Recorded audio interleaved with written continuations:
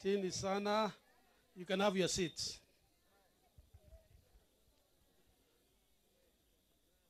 Asante sana, Honorable Speaker, Honorable Justice John Oyengo, our Chief Magistrate, Patricia Gishohi, our County Commissioner, rafiki yetu, Wilson Wanyanga, our Senator, mteule,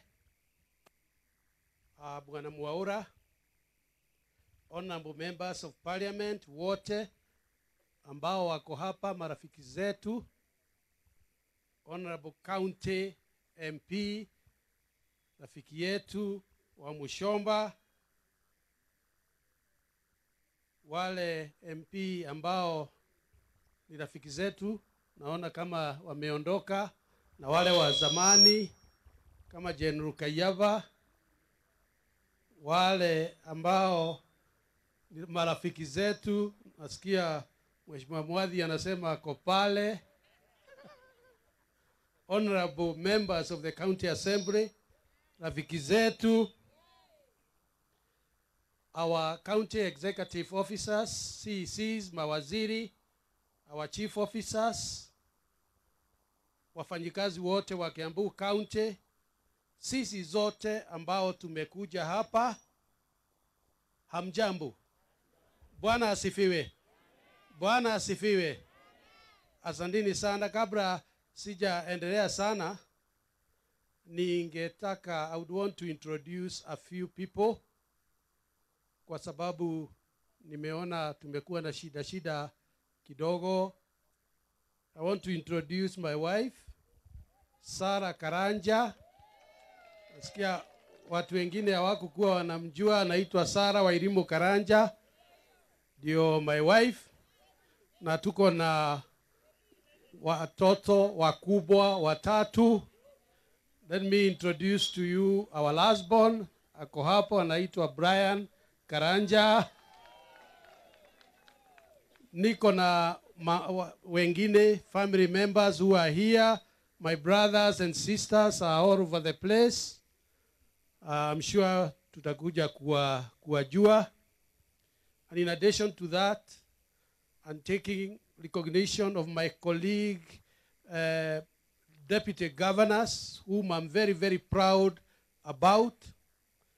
I would really want to appreciate your presence.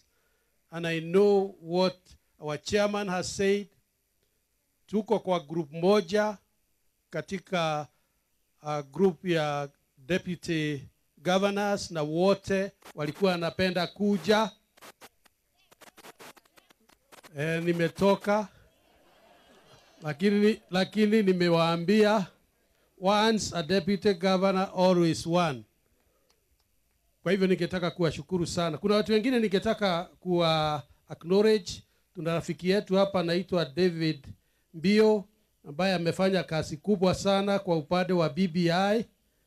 Tuna kijana mdogo pale anaitwa Kamau Megwe. Kamau hatakiwi kujulikana kazi yake, lakini ni kazi ya muhimu sana. Tuna kijana rafiki yangu sana hapa, anaitwa Kamau Mweha au Kamau Raila, ako hapo. Huyu sasa ukitaka kutuma message kwa baba itafika. Niko na marafiki wengine huko, lakini kwa sababu ya nafasi sitaendelea kufanya introduction, lakini Mungu akitujalia tutapata nafasi ya kujuana. Tuko nimepigwa simu asubuhi na senator wa Matangi, akaniambia nitume apology yake kwa sababu angependa kuja hapa lakini hageweza. Kutoka hapo,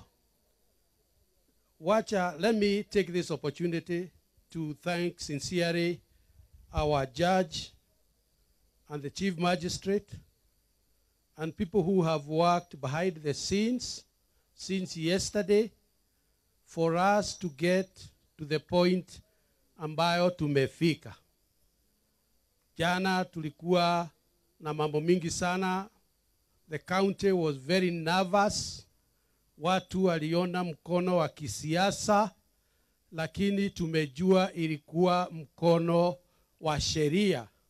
Na kwa hivyo ningetaka sana kuwashukuru jaji wetu John na Patricia na wale wengine wote, watu ambao wametoka devolution, Ministry of Devolution, County Commissioner, rafiki yetu na watu yako yote, watu kutoka ofisi yangu zote ambao tulikutana jana na tukaunda Assumption of Office Committee na tukaendelea mpaka tukafika mahali tumefika.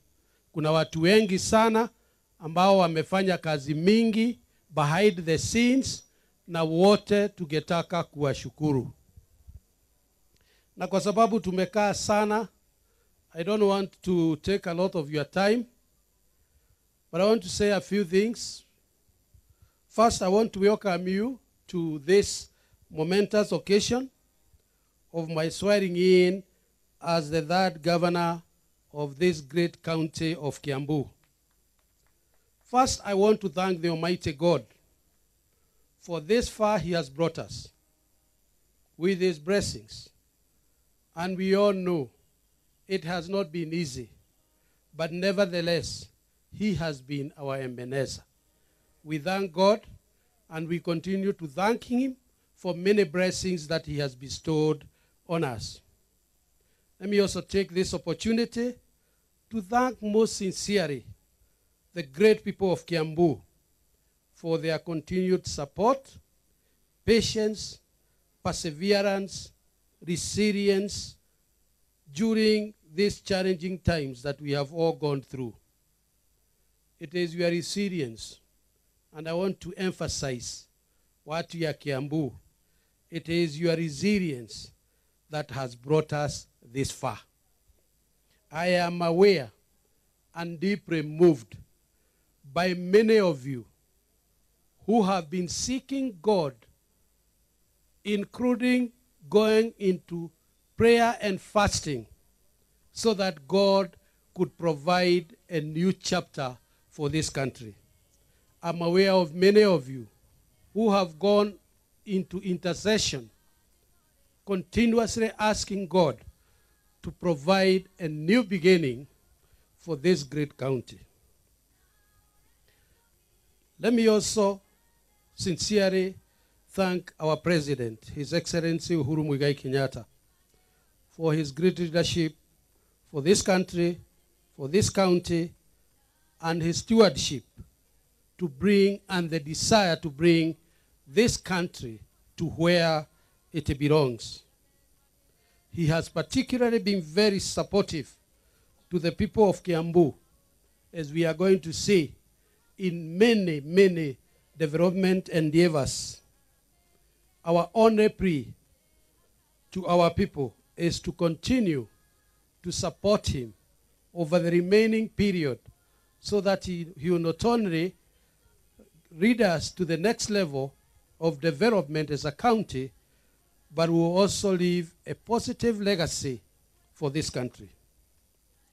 I would also want to thank other leaders in this country who have continued to support the President in his endeavor to unite the country through the handshake and indeed the BBI initiative, all surrounded by the Big Four.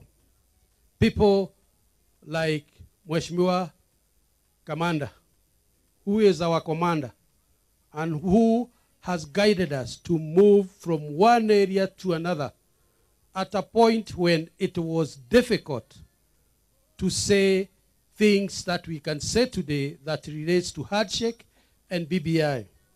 People like Dennis Waweru, who again has moved with us across the country, sometimes in very hostile environment. Others who have been with us, including my friend Kamau and others, I will not name all of them, but I want to thank them sincerely, because we have spent sleepless nights thinking about how we will bring the BBI and handshake into the shape that it is today. Ladies and gentlemen, allow me sincerely to acknowledge the effort made by our great members of the County Assembly of Kiambu, our MCAs. It is your dedication, your patriotism, and desire for good, accountable, and transparent government that has brought us this far. And I know that you know that we have gone through many nights thinking about how we will not only forestall, but we will plan for the future of this county. I want to salute you, as you all have become a beacon of hope for Kiambu people and an example to be emulated by other counties. As we have said, this is the place to come and benchmark for accountability, dedication, patriotism, and good governance for this country.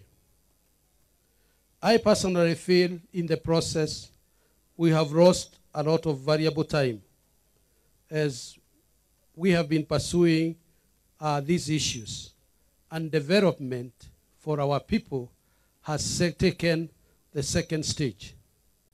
I don't have statistics, sijui. Wakati tuliingia 2017, what the per capita income, how the level of employment was in Kiambu County. But being an economist, I am aware that if anything, the situation has only gotten worse. So ladies and gentlemen, my colleagues, the divisive politics we have had over the last 2 years or so, lack of accountability and utter mismanagement and privilege of public resources has made Kiambu a laughing stock in this country and the world over. It is my great desire that we take a different trajectory to change this and make this county a prosperous and well-respected county like it used to be during the time of our forefathers. It is now time to deliver to our people so that we can uplift the standard of living of our people through enhancing job creation for our youth, wealth creation in our farms and industries, providing better prices for our coffee, tea, dairy, and being food secure. It's now time to recover from the lost times and opportunities. Time for divisive politics, squabbles, antagonism, and poor leadership should now be behind us. Let us come together as county leaders to redeem the lost time and thereby restore Kiambu's lost glory. And on that point, my mind is very clear. And I want to be very clear to all our members of the County Assembly. We should not be divided. Even for those of us who have been undermining us, even for those of us who have gone to some rakes somewhere in Rift Valley when they are supposed to be in the assembly. That one you have said. We want to ask them, it is time to spend time in the assembly, in our wards. It's no longer time to spend time in courts and whatever else and whichever other lakes, irrespective of how many flamingos there are. It is our urge that you come and spend time within the assembly with us at the executive level so that we move this county to the next level within the shortest time possible. Personally, I want to assure the people of Kiambu of my total commitment towards this cause. We must redeem our reputation, as I have said. And I work closely in a cordial manner with the County Assembly in all aspects to help our people actualize the time development and other aspects, while also operating within the law. I count on all of you to support us, deliver better services in accountable, participatory, inclusive, and people-targeted manner. It is not about us. Sisi ni Wanjiko wa Kiambu. Na wakati wa kufikiria mambo ya Wanjiko wa Kiambu ni wakati huu.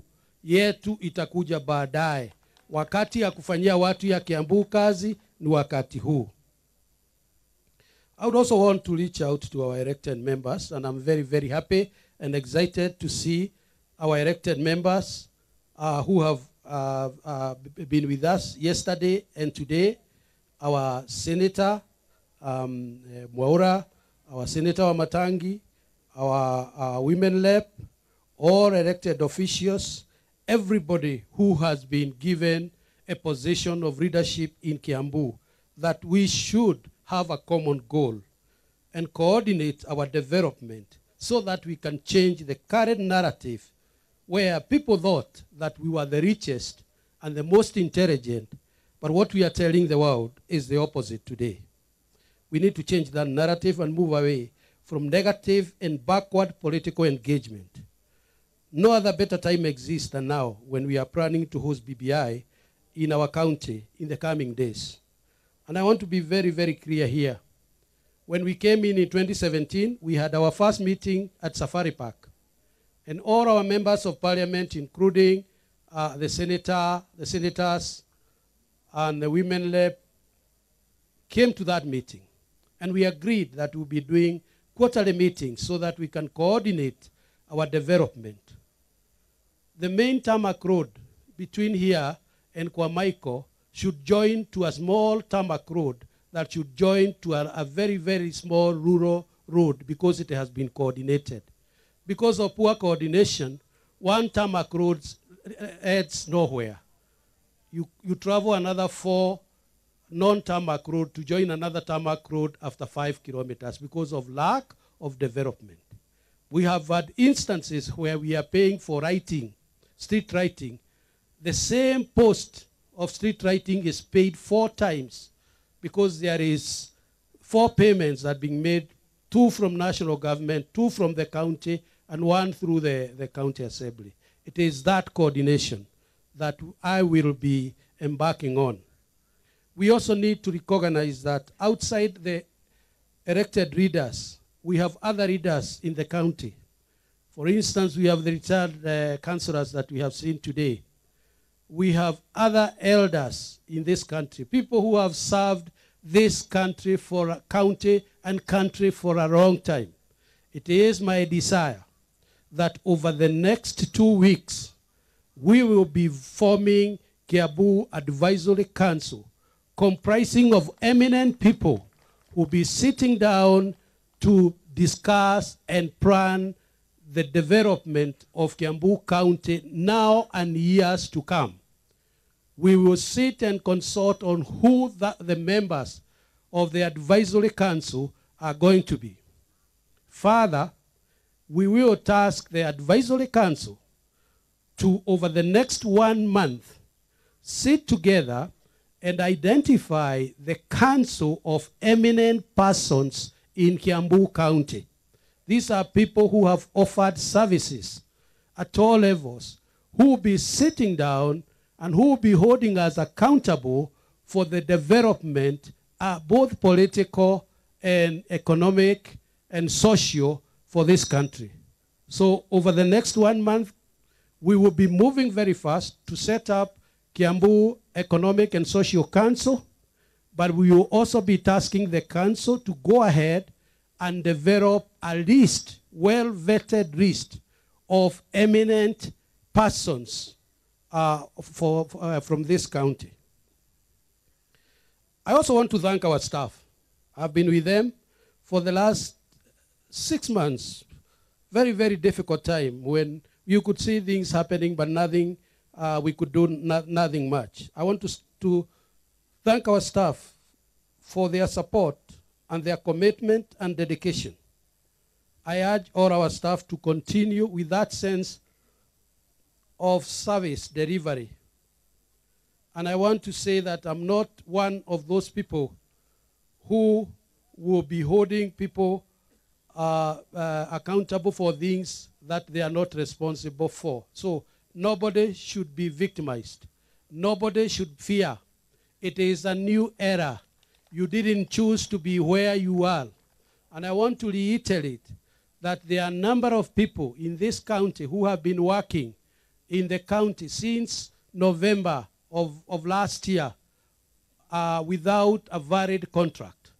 As soon as we sit down and establish a public service board, we'll be able to ensure that those who continue to work will be paid accordingly, but according to the law. So I urge our employees to continue to serve our people, for our cabinet, for our CEOs. I want to assure you that I'll continue working with you for the benefit of this country. So those of us who are dedicated and having the focus of moving forward in order to change the trajectory, will be working with you so that we can make these changes as soon as we possibly can.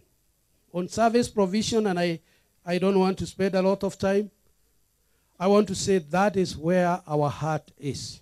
Health provision in the last 6 months has been our goal number one. And I want to tell you that we are focused. We will continue to supply enough medication, enough drugs to our facilities as we have started. Indeed, we are the 10th county to sign UHC, and that will allow us to access drugs for level 2 and 3, and it will allow us to access interns. It will allow us even to access facilities for our hospitals. That is why we were quick to sign as the 10th county in this country, because we also believe in the President's Big Four agenda, and particularly the provision of health services, among others. We are set to continue improving the infrastructure. Very soon, within the next 3 months or so, we'll be opening 3 additional hospitals with excess of 200 additional beds. Projects that when we came in 6 months ago had stalled, but we have revised the construction, and over 3 months from today, we'll be inviting you and inviting the President to preside over opening of new hospital facilities with new equipment. We'll also be hiring additional staff because we know we are very squeezed. But as soon as we put together a public service board, we will then be able to hire additional nurses and additional medical staff. And we want to thank our medical staff because they have put up with very, very difficult circumstances at this time. I don't want to go into other details. On water, working with the national government, we'll be connecting an additional 30,000 households between now and June of this year. We have identified those areas. We have the money. All we need to do is to roll it out. Some of the areas that are adversely affected are areas where construction of new roads has been done. Whenever you see a new road done, count that 10% of the people who used to access water are no longer accessing water. That is why we have a target of connecting 30,000 additional households within the next 5 months by June of this year, so that our people can enjoy water and sanitation across the whole county. I also want to emphasize that we'll be embarking on improving the management of our water service companies. We know it has been controversial. There was a bill, an act that was passed, that was annulled by court. We are starting afresh. We will be consulting. We will be doing feasibility studies to see how we are going to merge our water companies. And this will be consultative, it will be participatory, it will involve everybody so that we have an efficient water delivery service. We are also aware that the national government is constructing Karimenu Dam and Ruiru 2 Dam. The onus is on us to make sure that the areas where the pipes will pass, that we have already prepared, so that areas such as Kamwangi, Juja, Ruiru, Githurai will benefit from water that will be tapped from Karimenu 2 and Ruiru 2. We've had a lot of problems with our roads. And I know even coming here, you see how bad our roads are. I want to assure you that over the next 3 months, we have been repairing our graders, and we are hiring additional graders because we don't have money to buy new graders. And all of our roads that require grading will be done from next week if this weather continues. We further have signed an agreement with the Ministry of Infrastructure, the MTF department, and they will be doing for us 4 kilometers of road in every ward, starting from next month. We have already dedicated money. That is a project that is already being implemented in other counties like Meru and Nyandarua, and we have agreed that our members of the County Assembly have identified 4 kilometers of road in every ward that is going to be rehabilitated through the collaboration with the national government under the MTF program. Further, we have over close to 300 million from our fuel levy that is going to do 3 kilometers of road in each ward. So you can count 7 kilometers of road very well managed, in addition to a number of access roads, and in addition to the roads that we are doing that had stalled since 2015, that is now coming into completion, including Gakoe Road coming all the way to Kwamaiko. Through the national government, as you know, we continue to get the support of the World Bank to build our municipalities. It's a huge amount of money. I want to assure you that the management of that money is going to be efficient so that it can improve on our physical infrastructure. And you have seen it. You have seen new roads in Roiro. You have seen new parks in Rimuru. You have seen some work in Kikuyu. Those 6 municipalities will continue to benefit. For the ones that are not within the municipality, we are looking for additional money so that they can also benefit. Over the next 2 months, we are again inviting the President to help us open 4 modern multi-story markets that we have put, one in Kikuyu, in Kehara, in Juja, and in Roiro. The one in Roiro is complete. It's only waiting to be opened. The others are going to be complete over the next 1 or so months. And again, we'll be inviting you. These are new modern markets that will change the way we are doing business, including the way we are hawking, blocking our roads, so that we modernize the way our people are doing business, including during the bad weather. I want to end by saying that we appreciate the number of development partners who have started working with us. There are quite a number of them who have now expressed interest. Indeed, yesterday, the tent we were supposed to use for signing, for this oath signing, was supposed to be a tent to sign the agreement with the USAID government and the US government, because they have identified Kiambu County to benefit from finance and trade with the US government. And we are the only county in Mount Kenya region that will benefit from that relationship. That comes in because of trust, it comes in because of vision, it comes in because of understanding. So we want to thank the various development partners, and we are going to create room for more.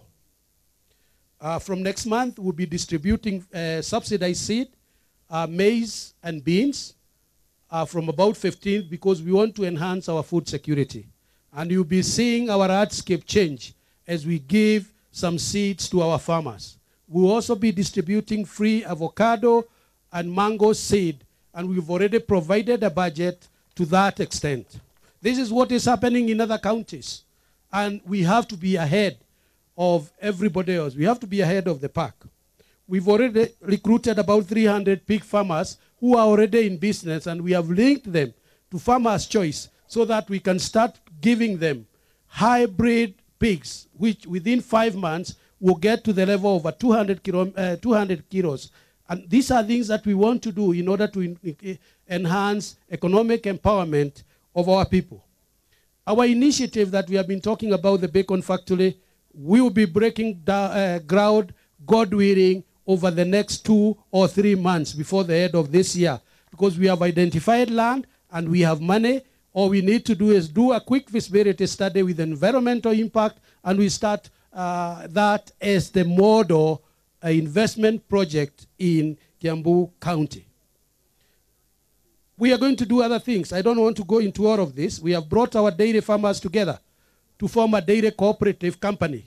We've brought our coffee farmers together. They have signed an MOU, and they have formed a Kiambu Coffee Association company, and we have 50 million in the budget to start buying inputs and also targeting to market our coffee in America under the MOU that we have already established. I'll be sending our IMCAs to go and explore areas in the US where we can start our own warehouses so that we can open up those markets. Finally, I want to thank all of you and say, Kiambu, there are some things that we have taken for granted. We've not been very proactive for people living with disabilities. We've already decided that we are going to start a directorate under the Ministry of Education, Culture and Social Services that would deal with people living with disabilities. We have already also decided that all our buildings are going to comply with the requirements of PWDs. And our ambassador for PWDs is Jane. She is there. We want to ensure that we provide more resources to her. Finally, watu ya Kiambu.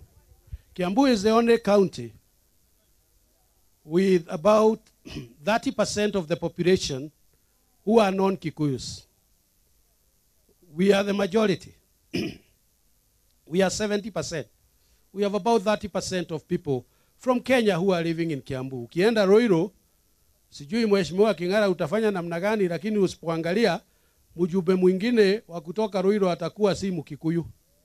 Ukienda mahali pengine kuna watu ambao wametoka Kenya yote. Ukiingia hapa Ruaka, uende Kinoo. So we are a cosmopolitan county. And that should be reflected within our employment. We need to have people from outside. Yes, the Kiambu people should take the bulk of employment. And this should be prorated according to the counties, sub-counties. Si kuwa sub-county moja iko na watu wengi wameajiriwa kuliko ingine. Hiyo tutaangalia. Kwa sababu Kiambu ni ya kila mtu. Lakini tena tungetaka wale ambao wametoka kwa minorities also to be reflected. Indeed, I want to report, since I came in about 5 months ago, 2 of our sub-county administrators are not Kikuyus. The one in Nemuru and the one in Kikuyu. And that is the motto of the handshake. That is the motto of BBI. Mkenya wowote, mtu yoyote kutoka Kiambu, akitoka hapa aende akafanya kazi Ramu, au Madera kutoka kwa my friend the DGR, au mahali pengine Kisumu, ajisikie ako Kenya. Na si lazima aanze ku pack their things because uchaguzi umefika. And that is why, ladies and gentlemen, I'm telling you, we are behind BBI. Because BBI itafanya Kenya iwe pamoja na itahakikisha kuwa tukifanya uchaguzi 2022, siku ambayo tutamaliza uchaguzi, siku hii ingine hatutaanza campaign kwa sababu kuna watu wamewachwa nje. Hiyo ndio motto ya BBI. Na sisi tuko nyuma ya rais wetu, tunajitayarisha kwa mkutano ya BBI. Watu wetu ni lazima wajue vile mtu alisema tutikwenda gakari kanini kaposhikena adwere ati nikaratengera turenda bathi iyurite andu. Kenya niguerenda bathi itari mundu utigitwo, no wekira ngari ya adwere kana atatu hau twina thina. Uguo Kiambu, we are cosmopolitan, twina andu othe ara maikara guku na ni mararuta wira wega, na ithui no muhaka tuonanie through BBI ati ni twa support our president nigetha atutigire legacy njega, thayo mwega, no tonga mwega.